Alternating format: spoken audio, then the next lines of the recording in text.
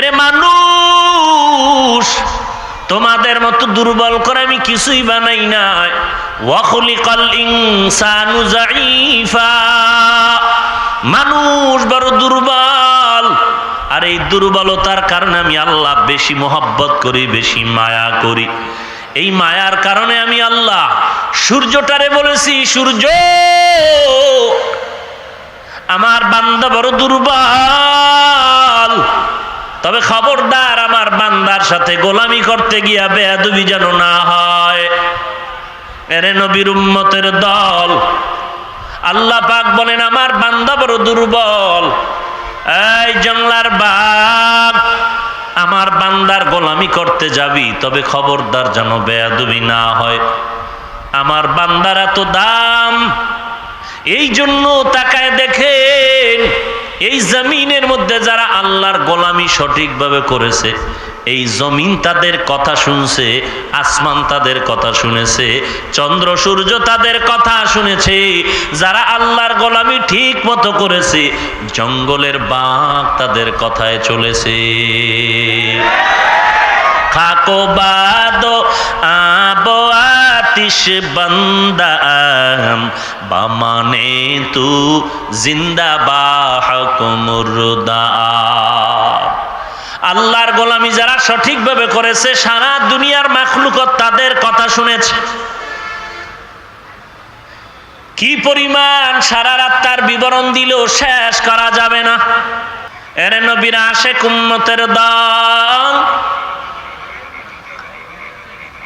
সাহাবায়ে কেরামের ইতিহাসে দিয়ে তাকায় দেখো, আম্বিয়ায়ে কেরামের ইতিহাসে দিয়ে তাকায় দেখো।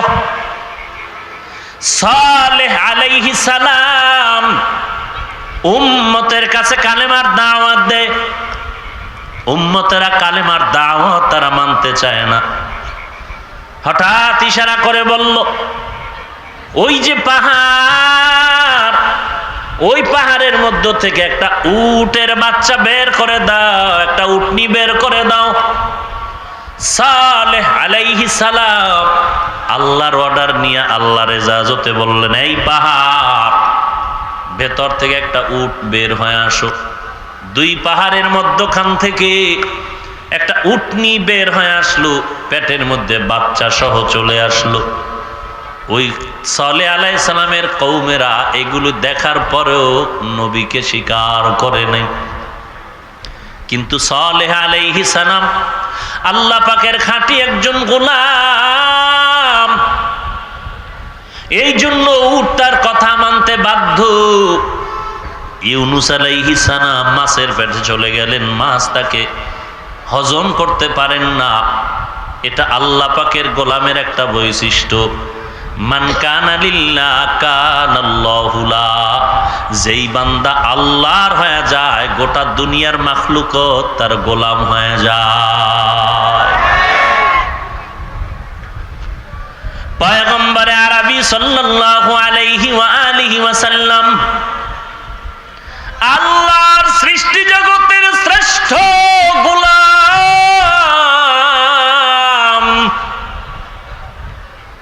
যে কারণে চাঁদের দিকে নবী ইশারা করেছেন, চাঁদ দুখণ্ড হয়ে গেল। এই খবর দেখিয়াও বেঈমান মুশরিক আবু জাহাল নবীকে নবী বলে স্বীকার করে না। আর ১৫০০ বছর পরে ওই চাঁদের ফাটল দেখার পর আমেরিকার বৈজ্ঞানিক নীল আর্মস্ট্রং মাইকেল কনিস ওই চাঁদের ফাটল দেখে কালেমা পড়ে মুসলমান হয়ে গেল। দীনিয়াল ইসলাম দীনু মাওকাহু আরজু কুফরানান আফওয়ান ইনদাহু মুক্তাদায়া নবিয়ুন ওয়া সাহবুহু নুজুমুন লিল হিদায়া ফি জামাহু। সুলাইমান আলাইহিস সালামের ঘটনা আপনারা সবাই জানেন। সিংহাসনে চলতেছে, কোনো তেল পেট্রোল অক্টেন নাই, গ্যাস নাই। সুলাইমান নবীর সিংহাসন পরিচালনার জন্য একমাত্র মেডিসিন হলো বাতাস। সব মানুষের গোলাম, মানুষ কার গোলাম? আল্লাহর গোলাম যদি হতে পারি তাহলে দুনিয়ার সব মাখলুকাত মানুষের কথা মানতে বাধ্য। ইউসুফ আলাইহিস সালামকে দরজা আটকায় দিল জুলাইখা।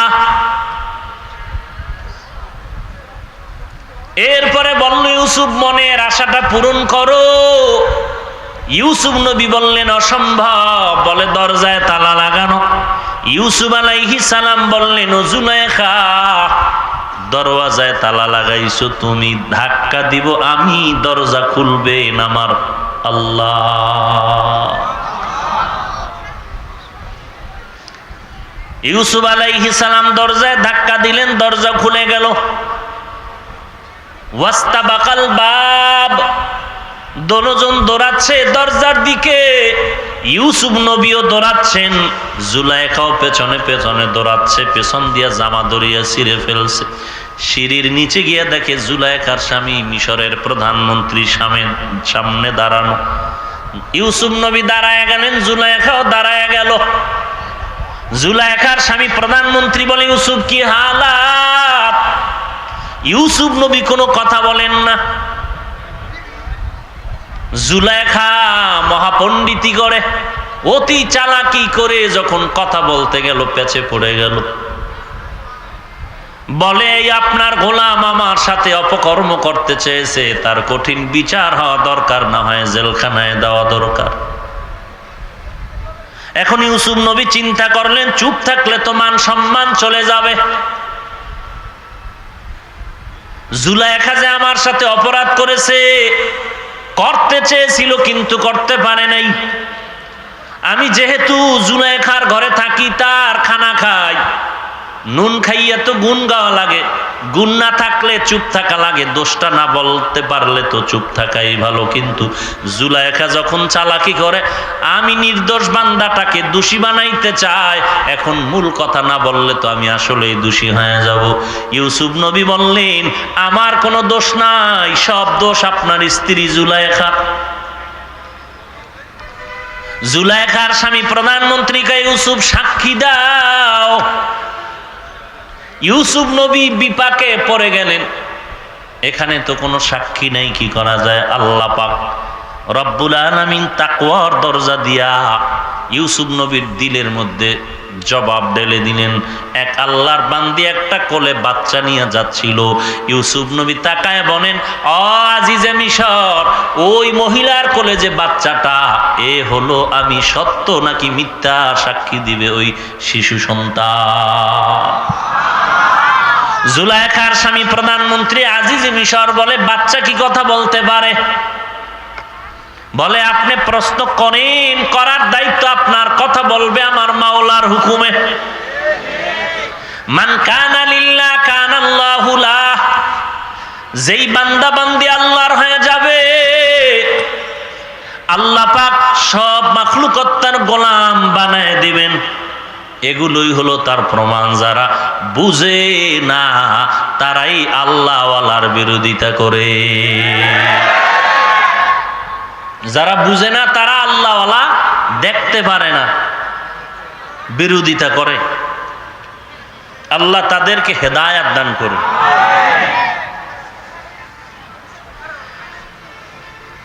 যখন জুলাইখার স্বামী বাচ্চাটারে প্রশ্ন করলো, 12 পারা সূরা ইউসুফের মধ্যে ঘটনা আছে বিস্তারিত। যখনই প্রশ্ন করলো, বাচ্চাটা ডাইরেক্ট যদি বলতো ইউসুফের কোনো দোষ নাই, নির্দোষ, স্বাভাবিক জ্ঞানওয়ালা মেনে নিত, কারণ বাচ্চা মিথ্যা কথা বলতে পারে না। একটা বাচ্চা কথা বলছে, এটা আর অবিশ্বাস করা যায়?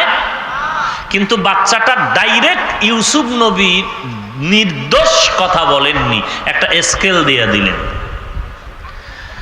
মায়ের কোলের বাচ্চাটা স্কেল দিয়ে কয়, ও বাচ্চা, এই স্কেলটা লাগাইয়া দেখো, স্কেলের মাপে যদি দেখো ইউসুফ নবীর মধ্যে ভেজাল, ইউসুফ দোষী, জুলাইখা নির্দোষ। আর যদি স্কেলটার মাপে ভেজাল দেখো জুলাইখার মধ্যে, তো জুলাইখা দোষী, ইউসুফ আলাইহিস সালামের কোনো দোষ নাই। দোষী আর নির্দোষী বাঁচার জন্য, বানা বিচার করার জন্য বাচ্চা আল্লাহর পক্ষ থেকে স্কেল দিলেন। ওই স্কেলটার নাম হলো ইউসুফ নবীর গায়ের মধ্যে সেই পরিহিত জামা। শরীরের মধ্যে পরিহিত জামা হলো স্কেল। বাচ্চাটা ডাক দিয়া কয়, ও বাদশা, ইউসুফ নবীর জামা দিয়ে তাকায় দেখো, যদি ইউসুফ নবীর জামাটা সামন দিক দিয়া ছেঁড়া হয় তাহলে ইউসুফ নবী দোষী, জুলাইখা নির্দোষ। আর যদি ইউসুফ নবীর জামাটা পেছন দিক দিয়া ছেঁড়া ফাড়া থাকে তো জুলাইখা দোষী, ইউসুফ নবীর কোনো দোষ নেই। হঠাৎ করিয়া বাদশা তাকায়া দেখে ইউসুফ নবীর জামাটা পেছন দিক দিয়েই ছেঁড়া। এবার আর বুঝতে বাকি আছে? এবার আপনাদের বুঝার কিছু আছে? কথা বলেন না কেন? কি আছে? দুধের বাচ্চা কেমনে কথা কয়? কুদরত কার? আর জোরে বলেন। যেটা বান্দার দ্বারা অসম্ভব ওইটা আমার আল্লাহর কুদরতের দ্বারা। আর জোরে বলেন। দুধের বাচ্চা কথা বলতে পারবে না, এটাই তো স্বাভাবিক। যদি কথা বলে এটাও অস্বাভাবিক কেমন করে হয়? জবাব হলো আমার আল্লাহর কুদরতে হয়। কাদেরে কুদরত দারি বর কামাল, আন্তা রব্বি আন্তা হাসবি যুল জালাল, তুহি কাদের জলিলুল্লাহ জাহাদার, বাহার হালে তুহি মেরা নিগাহদার। জুলাইখারে ধমক দিয়া কয়, তোমাদের চক্রান্ত বড় কঠিন চক্রান্ত। এই জুলাইখা, তোমাদের নারীদের চক্রান্ত বড় মারাত্মক। মেয়ে জাতি কমলতি কিবা মন্ত্র জানে, প্রেমের রশি গলায় বেঁধে আস্তে আস্তে টানে। কথা বলেন না কেন? শহরে বাজারে দেখো নারীদের ঢল, পর্দাবিহীন তারা করে ঝলমল, অন্যকে তার দিকে আশেক বানায়, দেশটায় আজি ধ্বংস নারীর বেপরদায়, সবার মুখে কি আওয়াজ হায় হায় হায়। ইবলিসে আজম বাংলাদেশে আগমন করেছে নারীর ভেষে, দলে দলে নিয়া নারী মেলা মিলায়, পার্কে বসিয়া ওরা মেলা মিলায়, দেশটায় আজি ধ্বংস নারীর বেপরদায়। সদ্য খাসলাত মর্দে না দারা নিশা, সোহবত সব ইয়াও রগবত বাজানা। ভাইরা আমার, জুলাইখার স্বামী ধমক দিয়া কয়, মহিলাদের চক্রান্ত বড় খারাপ। এরা পেঁচ লাগাইতে জানে, সমাধান দিতে জানে না। যাক যা হইছে ইউসুফ আরি জান হাজা, এই বিষয়ে তুমি চুপ থাকো, কেউ যেন জানে না। বলে জানে না টানে না বুঝি না, সিসি ক্যামেরায় তো উঠে গেছে।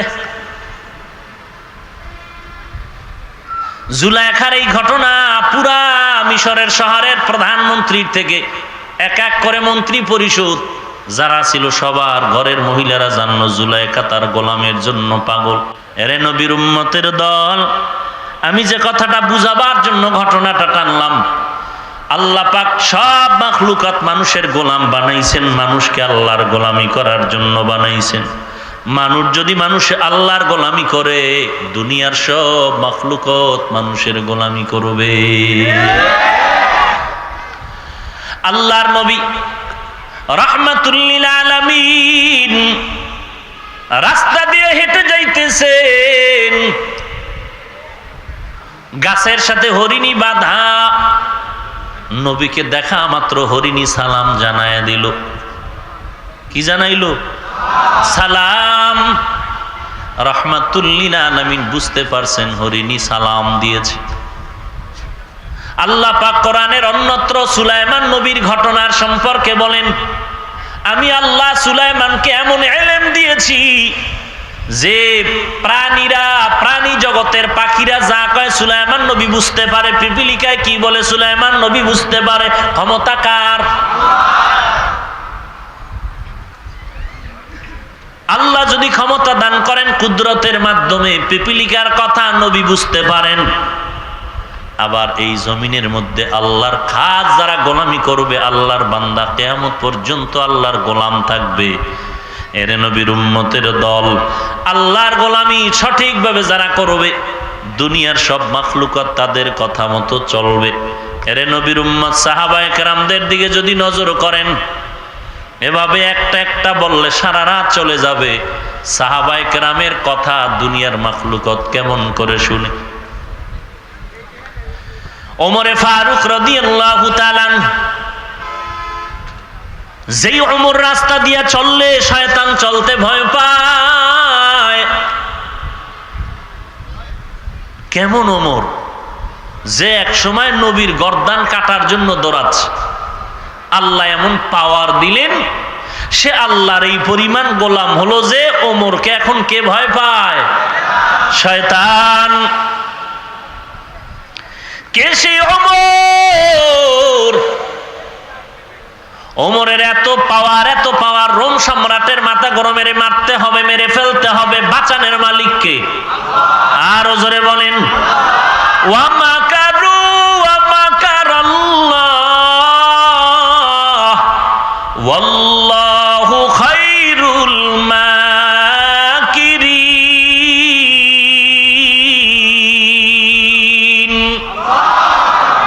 তুই কয় নাম্বারের চালাক? তোমার যত বুদ্ধি আছে এর থেকে আমার আল্লাহর বিচক্ষণতা কি কম? আল্লাহর বিচক্ষণতা কম? নমরুদ্দের মতো বেয়াদব রে, এত পাওয়ার, তীর মারতেছে আল্লাহকেই মেরে ফেলবে।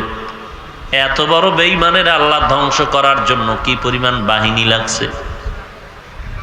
কি সুস্থ না অসুস্থ? একটা অসুস্থ মশায় নমরুদকে টাইট করে ফেললো। ওই মশা নাই? নাম দিছে কি? কথা কন না কেন? ডেঙ্গু। ভয় আতঙ্কিত সবাই। এরে আল্লাহর গোলাম, আল্লাহ রাব্বুল আলামিন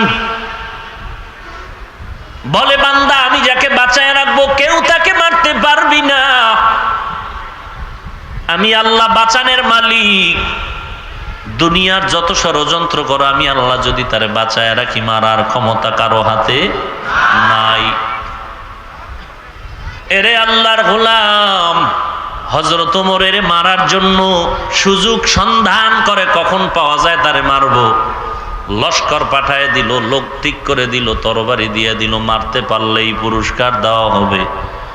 সবাই খোঁজ খবর নেয়, ওমরের একা যদি পাওয়া যায় তাহলে মারাটা সহজ হবে। হঠাৎ করে খবর পাইল ওমর চেটিয়াল এক খালি ময়দানের ভিতরে, একা কেউ নাই। হাতের বালিশ বানাইয়া হযরত ওমর আরামে ঘুমায়। হযরত ওমর ঘুমায়, খবর পাইয়া তরবারি নিয়ে দৌড়ায় দুশমন। কিছু দূর সামনে আগে, আবার পেছনে যায়, আবার আগে আবার পেছনে যায়। হঠাৎ করে তরবারিটা বের করিয়া যখন ওমরের কিনারায় চলে গেল, ওমরের কিনারায় তাকায় দেখে ওমর একা ঘুমায় না, জঙ্গলের একটা বাঘ তার চতুর্পার্শ্বে পাহারা দিতেছে। একটা বাঘ পাহারা দেয় কেন? বাঘ কার গোলাম? মানুষের গোলাম। মানুষ কার গোলাম? ওমর আল্লাহর গোলাম হইতে পারছেনি? কেমন গোলাম? যে একটা অনর্থক কথা জবান দিয়ে বলে না, আল্লাহর কাছে হিসাব দেওয়ার ভয়ে। আল্লাহ পাক বলেন এটা পরীক্ষার হল। وَلَنَبْلُوَنَّكُمْ بِشَيْءٍ مِّنَ الْخَوْفِ وَالْجُوعِ وَنَقْصٍ مِّنَ الْأَمْوَالِ وَالْأَنفُسِ وَالثَّمَرَاتِ وَبَشِّرِ الصَّابِرِينَ।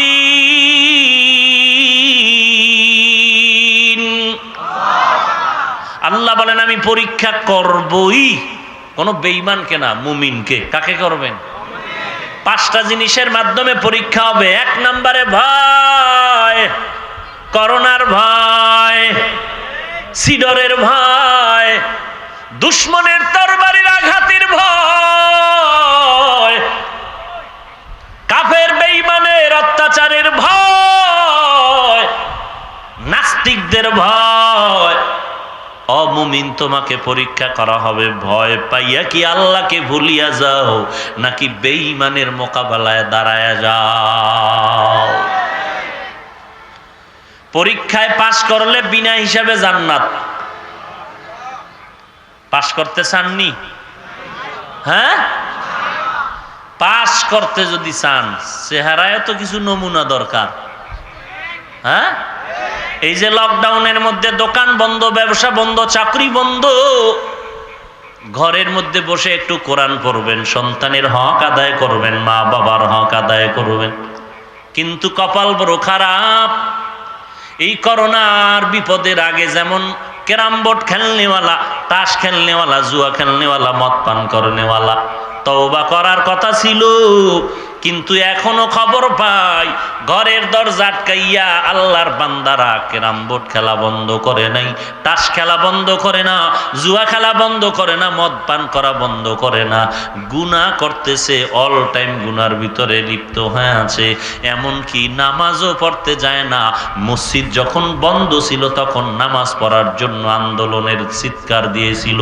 এখন মসজিদ যখন খুলে গেল তারা ঘর থেকে বের হয় না, করোনা করোনা কয়া ঘরে ঘুমায়। কেমন কপাল পোড়া যে মসজিদ যখন সীমিত আকারে মানুষ নামাজে যাবে, ফাঁকা হয়ে দাঁড়াবে, ওই সময় কয় মসজিদ বন্ধ কেন, মানুষ যায় কান্নাকাটি করবে, আল্লাহরে ডাকবো, সরকার বন্ধ করলো কেন। এখন মসজিদ যখন খুলে দিল, তারা এখন ঘরের দরজার তালা খুলে না, জুমার মসজিদে সবাই আসে, ওই ভদ্রলোক আসে না, ফোন করলে কয় করোনার আক্রান্ত হওয়ার ভয়। আল্লাহ বলেন আমি যদি মারি তোরে ঘরের ভিতরেই মারুম। আল্লাহ পারেননি?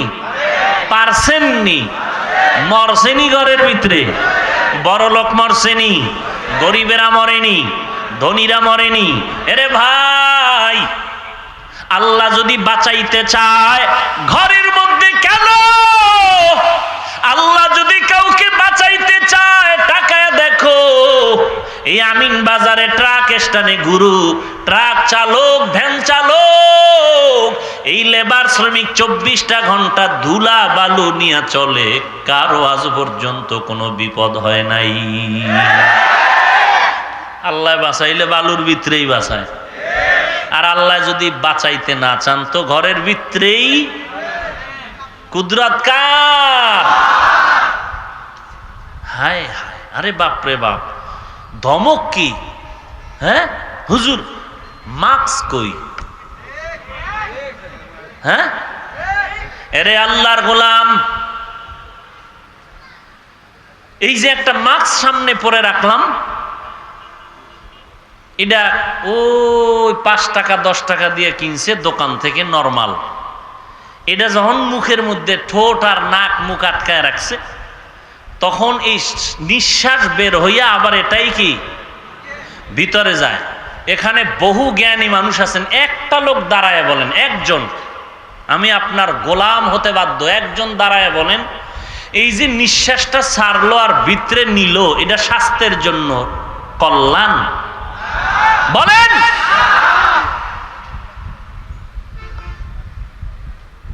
একজন লোক দাঁড়ায় বলেন যে মানুষের নিঃশ্বাসটা যে ভেতর থেকে বের হলো, আবার এইটাই যদি রিপিট হয়ে ভেতরে যায়, স্বাস্থ্যের জন্য কল্যাণ।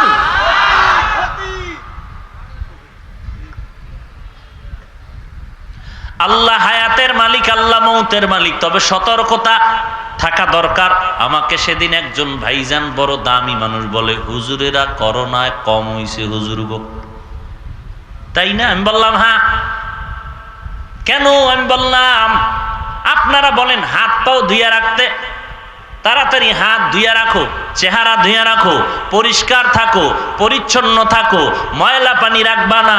আপনারা বলেছেন এখন, আর আমরা হুজুরেরা পড়েছি আরো আগে, বলেছেন ১৫০০ বছর আগে আমার নবী।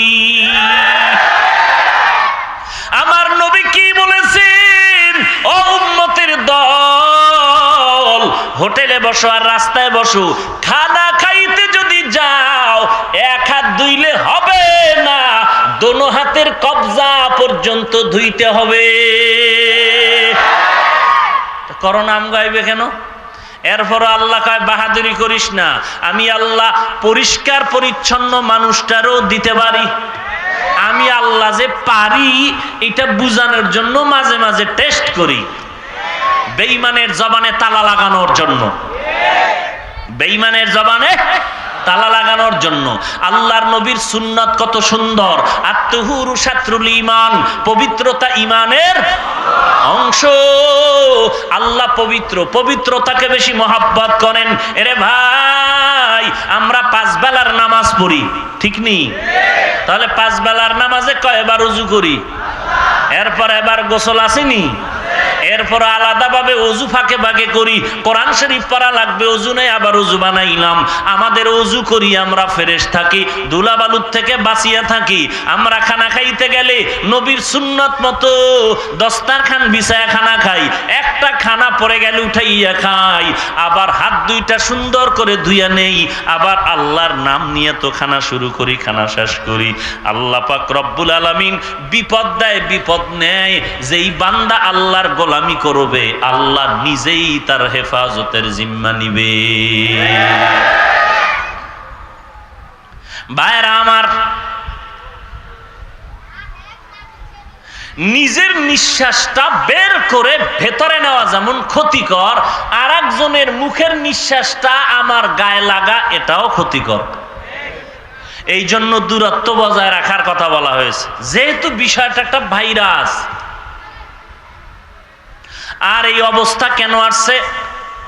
যে যত গবেষণা করুক, আমরা ওদিকে বলবো না, আমরা কথা বলবো একটা আল্লাহর পক্ষ থেকে হয়েছে আমাদের গুনার কারণে। আল্লাহ কয় 1 সেকেন্ডে মাফ করবো, গুনাহ ছাড়। গরিবের উপরে জুলুম করিস না রে মুমিন। নিজে কত আরামের খানা খাও, অথচ কত গরিবের ঘরে খানা নাই, বাচ্চা নিয়ে কান্না করে, পেটে খানা দিতে পারে না। আল্লাহ পাক বলেন, ও মুমিন, আমি পরীক্ষা করব 1 নম্বরে ভয়ের মাধ্যমে। ও বান্দা, এই পরীক্ষায় যদি পাস করতে চাও, একটা মেডিসিন লাগবে, তার নাম হলো ধৈর্য। ধৈর্য ছাড়া পরীক্ষায় পাস করা যাবে? পরীক্ষায় পাস করার জন্য ধৈর্য লাগবে। এরে নবীর আশিক, ধৈর্য ধারণ করার মাধ্যমে পরীক্ষায় পাস করতে হবে রে আল্লাহর গোলাম। কেমন ধৈর্য? মায়ার নবী রাহমাতুল লিল আলামিন ধৈর্য ধারণ করেছেন। কেমন ধৈর্য সারা জিন্দেগি ভর লেখলেও আর বয়ান করলেও শেষ করা যাবে না। সাহাবায়ে কেরামের ধৈর্য, ঘরে খানা নাই, পরনে ভালো কাপড় নাই, এরপরও স্মরণ করে, জিকির করে আমার আল্লাহর নামের জিকির। আর আমরা নামাজের মধ্যে দাঁড়াইয়া কি চিৎকারের আওয়াজ! ইয়্যাকা না'বুদু ওয়া ইয়্যাকা নাস্তাঈন। ও আল্লাহ, তোমারই ইবাদত করি, তোমার কাছেই সাহায্য চাই। সালামটা ফিরাইয়া, টুপিটা পকেটের ভিতরে ঢুকাইয়া, এরপরে দৌড়ায়, লোন কোথায় পাই? হারাম সুদের টাকা কোথায় পাই? আছে না নাই? ওরে আল্লাহর গোলাম, হারামে কি নাই? হারাম নাই, লোভে পাপ। পাপের অপর নাম কি? এরে নবীর আশিক, পয়গম্বরের সাহাবী, এত কষ্ট করে জীবন চালায়, কিন্তু যথা সময় আজান হলে মসজিদের ভিতরে গিয়া কাতারের সামনে দাঁড়ায় যায়। আজান হয়ে গেল, মসজিদের ভেতরে হাজির সব সাহাবায়ে কেরাম। ইমামতি কে করবেন? রাহমাতুল্লিল মায়ার নবী ইমামতি করবেন। সবাই অপেক্ষায় আছেন। নামাজের জামাতের আগ মুহূর্তে পয়গম্বর সুন্নত ঘরে পড়িয়া নামাজের ইমামতির মুসাল্লায় দাঁড়ায় গেলেন। ঠিক এমন সময় একামত চলতেছে। একজন সাহাবী একামত চলার মধ্যে সে নামাজে শরীক হয়ে গেল। সব সাহাবায়ে কেরাম অনেক আগে এসে নবীর অপেক্ষা করে। নবী আসবেন, মসজিদে বসে ইতিকাফের নিয়তে দোয়া দুরূদ পড়ে তাসবিহ তাহলিল পড়ে নবী আসবেন। কিন্তু একজন সাহাবী একামতের সময় আসে। সালাম ফিরানোর পরে সব সাহাবায়ে কেরাম বসে থাকে। মায়ার নবী একটু বয়ান করবেন, উপদেশ দিবেন, শুনে যাব, দোয়া করে চলে যাব। কিন্তু এই সাহাবী যিনি একামতের মধ্যে ঢুকলেন, সালাম ফিরানো মাত্র দৌড়াইয়া তার ঘরের মধ্যে চলে গেলেন। সাহাবায়ে কেরামের নজরে পড়ে গেল। কিছুদিন গবেষণা করার পর একদিন কয়েকজন মিলিয়া নবীর কাছে অভিযোগ দিলেন, পয়গম্বর একজন সাহাবী একামতের সময় আসে, আবার সালাম ফিরানো মাত্র দৌড়ায় চলে যায়। মায়ার নবী কোনো জবাব দিলেন না। কিছুদিন পরে আবার ওই একই অভিযোগ দিলেন। নবী আজও চুপ থাকলেন, কোনো জবাব দিলেন না। তৃতীয়বারে যখন আবার অভিযোগ দেওয়া হয়, মায়ার নবী বললেন, চলো ওই সাহাবী হয়তো কোনো বিপদে পড়ে আছে, চলো তার ঘরে আমরা খবর নিয়ে দেখি। আমার মায়ার নবী নিজেই চললেন তার গরিব সাহাবীর খবর নেওয়ার জন্য। কয়েকজন সাহাবা নিয়ে নবী চললেন। ওই সাহাবীর ঘরের দরওয়াজায় গিয়ে সালাম দিলেন, আসসালামু আলাইকা আহলাল বাইত। ঘরওয়ালারা কে আছো? সালাম। কোনো আওয়াজ নাই। এবার স্পষ্ট আকারে বলা হলো, রাহমাতুল লিল আলামিন ঘরের সামনে দাঁড়িয়ে আছে, ঘরওয়ালা জবাব দাও। কিছুক্ষণ পরে শোনা যায় ঘরের মধ্যে ছোট আওয়াজে কান্নার আওয়াজ। আবার আওয়াজ দিল, মায়ার নবী এখানে দাঁড়িয়ে আছে, কে কান্না করো? মায়ার নবীর সামনে দাঁড়াও, কথা বলো। সাহাবী ভেতর থেকে আওয়াজ দেয়, পয়গম্বর এমন একটা ভালো কাপড় আমার পরনে নাই যে রাহমাতুল লিল আলামিনের সামনে এসে আমি দাঁড়ায় যাব। মায়ার নবী কাপড় দিলেন। সাহাবী কাপড় পরিধান করে সামনে আসলেন। সাহাবীর চোখের কোঠায় পানি, কান্নার আওয়াজ। কি ব্যাপার? একামতের সময় যাও, সালাম ফিরানো মাত্র ঘরে চলে আসু। সাহাবী কান্না করে বলেন, পয়গম্বর ঘরের মধ্যে কেউ নাই, আমি আর আমার স্ত্রী, আমরা ছোট ঘরের মধ্যে আছি, বড় কষ্টের জীবন কাটাই। দুইজনে মিলে একটা কাপড় পরিধান করে চলি। যখন নামাজের একামত চলে, আমি ঘরের মধ্যে ছোট জায়গায় একটা গর্ত বানিয়ে রেখেছি। আমার স্ত্রীকে গর্তের মধ্যে রাখি, আমি কাপড় পরিধান করে নামাজের মধ্যে হাজির হয়ে যাই। সালাম ফিরানো মাত্র আবার দৌড়াইয়া আমি গিয়া কাপড়টা আমার স্ত্রীকে দেই আর গর্তে থাকি। ওই কাপড় পরিধান করে আমার স্ত্রী নামাজ আদায় করে। মায়ার নবী চোখের পানি ছেড়ে দোয়া করলেন, হে মালিক মেহেরবানি করে যেই বান্দা এত কষ্টের মধ্যে তোমাকে ভুলে না, এই বান্দাকেও তুমি দয়া করে ভুলিও না। ওরে আল্লাহর গোলামের নাম আল্লাহর গোলামি। না খাইয়া থাকে, কাপড় নাই, বস্ত্র নাই, চুলায় আগুন জ্বলে না, এরপরেও আল্লাহকে বেজার করে না, নবীর আদর্শের বাহিরে চলে না। ও এলাকার ব্যবসায়ী ভাই, এর নাম আল্লাহর গোলামি। গলায় ছুরি আসবে, মরে যাব, এরপরও আল্লাহর বিরোধিতায় যাব না, নবীর আদর্শের বাহিরে চলব না। না খাইয়া মরা ভালো হারাম খাওয়ার থেকে। ও আল্লাহর বান্দা, না খাইয়া যদি মরিয়া যাও, অন্ধকার কবরে কোনো কবরে যাও, ওই অন্ধকার কবর হারামখোরের জন্য বড় ভয়ঙ্কর আযাবের ঘর হয়ে যাবে। এরে নবীর উম্মতের দল, তোমার আমার মতো কত মানুষ এত কষ্ট করে ভ্যান চালায়, রিক্সা চালায়, শ্রমিকের কাজ করে, লেবারের কাজ করে, এক ওয়াক্ত নামাজও বাদ দেয় না, আছে না নাই? তুমি কেন পারবা না রে বাবা? তওবা করো। এই করোনার মধ্যেও যদি গুনার থেকে বাঁচতে না পারো, আজকে তোমার আমার গুনার কারণে এই দেশে মানুষ অশান্তিতে ভুগতেছে। আমার ছোট বাচ্চাটার কোনো গুনাহ নাই, কিন্তু বিছানায় পড়িয়া জ্বরে কেন কান্না করে? ওরে বাবা, বাচ্চাটারে দোষ দেয়া লাভ হবে না। আমার গুনার কারণে আমার বাচ্চাটা অসুস্থ হয়ে আছে, আমার গুনার কারণে আমার মা কষ্ট পায়, তোমার আমার গুনার কারণে এলাকার মানুষ কষ্ট পায়, তোমার আমার গুনার কারণে এলাকায় সমাজের মানুষ আজকে অশান্তিতে ভুগতেছে। তওবা করে নাও। কয়দিন আর গুনাহ করবা? এই আর গুনাহ করিয়া বাহাদুরি করে কি লাভ হবে? কই গেল দুনিয়ার গুনাহগারের দল? এক এক করে সব বিদায় হয়ে গেল, কোনো নাম নিশানা অস্তিত্ব পর্যন্ত নাই। অথচ হাটহাজারীর হযরত দুনিয়া থেকে বিদায় হওয়া মাত্র কত বুড়া বুড়া বয়সের মানুষ হাঁটতে পারে না, এরপরও চোখের পানি নিয়ে সেই জানাজার ময়দানে হাজির। এরে আল্লাহর বান্দা, টাকার কারণে সম্মান হয় না, ক্ষমতার গরমে না, একমাত্র আল্লাহর গোলামি করেছে, নবীর আদর্শ মতো চলেছে। এই জন্য আল্লাহ বলেন যে আমার গোলামি ঠিক মতো করবা, সারা দুনিয়ার মানুষ, সারা দুনিয়ার ভিন্ন ভিন্ন মাখলুকত তোমার গোলাম হতে বাধ্য হয়ে যাবে। এরে নবীর আশিক উম্মতের দল, আল্লাহর গোলাম হওয়ার চেষ্টা করো। রিজিক দেয় আমার আল্লাহ।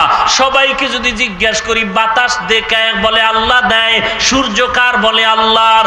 নিঃশ্বাস যে ফেলতেছি আর নিতেছি কুদরত কার? সবাই বলবেন আল্লাহর। আল্লাহর দেওয়া পানি, আল্লাহর দেওয়া মাছ, আল্লাহর দেওয়া গাছ, আল্লাহর দেওয়া সূর্যের আলো, সব আমরা ভোগ করার পর সেই আল্লাহর গোলামি করতে গিয়ে একবার শুকর আদায় করতে পারলাম না, আজানটা কানে শুনিয়া মসজিদে গিয়া সেজদায় পড়তে পারলাম না, মা বাবার খেদমত করে জান্নাত কামাই করতে পারলাম না। এরে বান্দা, এখানে এমনও বান্দা আছে অনেকের মা নাই, বাবা নাই। এই করোনায় মা হারায় ফেললো, এই বিপদে অনেকে বাবা হারাইয়া এতিম হয়ে গেল। এর যুবক, আল্লাহর গোলাম, আল্লাহর দরবারে এখনো সময় আছে, তওবা করে নাও। তুমি আরো 20 বছর বাঁচবা এর কোনো গ্যারান্টি নাই, 20টা দিনও বাঁচার কোনো গ্যারান্টি নাই। হঠাৎ জ্বর আসবে, হঠাৎ মাথা ব্যথা, বিছানায় পড়ে যাবা, একদিন পরে মা বাবা দেখবে নাই তুমি দুনিয়ায়। আর এই মুহূর্তে মরণটা এতই যে কঠিন এক মরণ, জানাজার ময়দানে কেউ আগায় আসে না। এই মুহূর্তের মরণ এত কঠিন, লাশ পড়ে আছে, লাশটা ধরার জন্য কেউ সামনে আগায় না। এরে মুসলমান, এত বিপদের মধ্যেও হাটহাজারীর ময়দানে এত মানুষ কেন? এটা টাকার গরমে না, আল্লাহর গোলামি আর নবীর আদর্শের কারণে। খাকো বাদো আবো আতিশ বন্দন, বামানে তু মুর্দা বা হক জিন্দা। এরে নবীর আশিক উম্মতের দল, বালিশে মাথা লাগাইয়া রাত্রে বেলা বাতিটা নিবাইয়া একটু চিন্তা করো, কোথায় ছিলে, কই আছো, কই যাইতেছো রে বাবা? কয়দিন তোমার আমার হায়াতের গ্যারান্টি আছে? কোথায় বাড়ি, কোথায় গাড়ি? বাড়িওয়ালার বাড়ি আছে, বাড়িওয়ালা নাই, গাড়ি পড়ে আছে, গাড়িওয়ালা নাই। একদিন তুমিও কবরে যাইবা, আমিও কবরে যাব। দুনিয়াতে আসছি সবাই একই সুরতে, আবার যাব সবাই একই হালাতে। তোমার আমার তিনটা কাফন হবে সাদা। এরে বান্দা, কবরে যাওয়ার পরে তোমার প্রশ্ন আমার প্রশ্ন সব হবে এক, তবে জবাব দেনেওয়ালা যারা পারবে তাদের কবর জান্নাতের বাগান হবে। তোমাকেও 3টা প্রশ্ন করা হবে, আমাকেও 3টা প্রশ্ন করা হবে। রবের পরিচয় দাও, ধর্মের পরিচয় দাও, রাহমাতুল লিল আলামিনের পরিচয় দাও। আর কোন প্রশ্ন করা হবে? আপনাকেও এই প্রশ্ন, আমাকেও, পীর সাহেবকে এই প্রশ্ন করা হবে, মুরিদেরও এই প্রশ্ন করা হবে। তবে দুনিয়াতে যারা রবের গোলামি করছে তারা বলবে রব্বি আল্লাহ, আমার রবকে। দীনিয়াল ইসলাম, আমার ধর্মের নাম ইসলাম, আর আমার নবীর নাম মুহাম্মদ সাল্লাল্লাহু আলাইহি ওয়াসাল্লাম। আর যারা রবের গোলামি করতে পারে নাই, যারা জবাব দিবে, আল্লাহর অর্ডার হবে, কবরটা বেহেশতের বিছানা বিছায়া দাও, আর এই বান্দারে ঘুমাইতে দাও। যেমন বাসর ঘরে জামাই আরামে ঘুমায়, এই কবরের মধ্যে জান্নাতি মানুষ তেমন ভাবে ঘুমাবে। কিয়ামতের আগে সিংহায় ফুৎকারে সজা খায় বলবে, আরামের ঘুম কে আমারে নষ্ট করে ফেললো? সামান্য সময় ঘুমাইলাম, কে ডিস্টার্ব করলো? বলে না, ডিস্টার্ব করে নাই, কিয়ামত কায়েম হয়ে গেছে, রেডিও, আল্লাহর কাছে বিচারালয় হাজিরা দিতে হবে, বিচার শুরু হবে। পক্ষান্তরে যারা জবাব দিতে পারবে না, রব আমার আল্লাহ বলতে পারবে না, কারণ দুনিয়াতে রবের সাথে পরিচয় করে নাই, ইসলাম ধর্ম পালন করে নাই, কবরে গিয়া বলতেও পারবে না, শুধু এতটুকু বলবে লা আদরি, কিছুই জানি না, কিছুই জানি না। আল্লাহর অর্ডার হয়ে যাবে, রে ফেরেশতা, কবরটা জাহান্নামের বিছানা বিছায়া দাও। আর মাটি, কবরের মাটিকে আল্লাহ বলবেন, ও কবরের মাটি, এই নাফরমান গুনাহগারকে দুই পার্শ্ব থেকে চাপ দাও। মাটির চাপ এত সজোরে দেয়া হবে, পাজরের হাড় চুরমার হয়ে যাবে। একটা নয়, দুইটা নয়, 70 থেকে 99টা সাপ কবরে আসবে। এরে নবীর উম্মতের দল, একটা সেকেন্ডের জন্য সূর্যের গরম সহ্য করতে পারি না, আর গুনাহ নিয়ে কবরে গেলে ওই জাহান্নামের গরম কেমন করে সহ্য করবা? আল্লাহর কাছে তওবা করো, আল্লাহ এই ময়দানে আমার মতো গুনাহগার কেউ নাই, আমি জীবনে বহু অন্যায় করেছি, আল্লাহ তুমি রাগ করে পানিও বন্ধ করো নাই, বাতাস বন্ধ করো নাই, তোমার নিয়ামত বন্ধ করে দাও নাই। আজকে থেকে তওবা করে নিলাম, আর নামাজ ছাড়বো না, বেপরদায় চলবো না, মা বাবাকে কষ্ট দিব না, গুনাহ করব না। আয় আল্লাহ, মা বাবার খেদমত করব, আল্লাহওয়ালার খেদমত করব, মুরব্বীদের কথা মেনে চলবো, দেশের বিরুদ্ধে, জাতির বিরুদ্ধে কোনো ষড়যন্ত্রে লিপ্ত হব না, নবীর সুন্নত নিয়ে জীবনটা চালায়া কবরে যাওয়ার নিয়ত করব। আয় আল্লাহ, তুমি আমাদের তওবা কবুল করে নাও, খাঁটি অন্তরে আমাদের তওবা করার তৌফিক দাও, আমাদের তওবা অনুযায়ী জীবনটা চালানোর তৌফিক দান করেন, বলেন আমিন। আলহামদুলিল্লাহি রাব্বিল আলামিন, ওয়াসসালাতু ওয়াসসালামু আলা সাইয়্যিদিল আমবিয়া ওয়াল মুরসালিন ওয়া আলা আলিহি ওয়া আসহাবিহি আজমাইন। ইয়া আরহামার রাহিমিন, ইয়া আরহামার রাহিমিন, ইয়া আরহামার রাহিমিন। রব্বিরহামহুমা কামা রব্বায়ানি সগীরা, রব্বিরহামহুমা কামা রব্বায়ানি সগীরা। আল্লাহুম্মা ইন্না নাউযু বিকা মিনাল বারাসি ওয়াল জুনুনি ওয়াল জুযামি ওয়া মিন সাইয়্যিল আসকাম।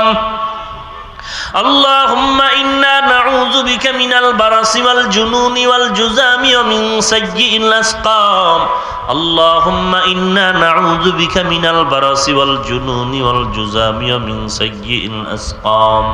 حسبنا الله نعم الوكيل، نعم المولى ونعم النصير.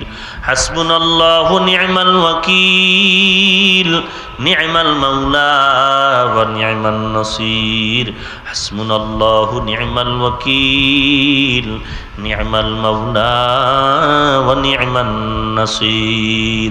আয় আল্লাহ তাআলা কুদরতের নজর দিয়া তাকায় দেখেন, আয় আল্লাহ হাকিমুল উম্মাহ মাদ্রাসা আমিন বাজারে অবস্থিত এই মাদ্রাসার আয়োজনে এলাকার সহযোগিতায় আজকের দোয়ার এই মজলিসের মধ্যে আমরা হাজির হয়েছি রে আল্লাহ। কত উলামায়ে কেরাম, কত মুরব্বীরা, হাজী সাহেব, কত ব্যবসায়ী, কত চাকরিজীবী, আয় আল্লাহ কত শ্রমিক, কত যুবক, কত ছাত্র ভাই, পর্দার আড়ালের কত মা বোনেরা হাত তুলেছেন। আয় আল্লাহ আমরা গুনাহ নিয়ে আসছি, নবীজির ঘোষণা তওবা করে বিদায় নিলে আমল নামায় কোনো গুনাহ থাকবে না। আয় আল্লাহ গুনাহের কারণে আজ এই দেশে অশান্তি, সারা দুনিয়ার মানুষ বিপদে আক্রান্ত রে আল্লাহ। আমরা গুনাহের বোঝা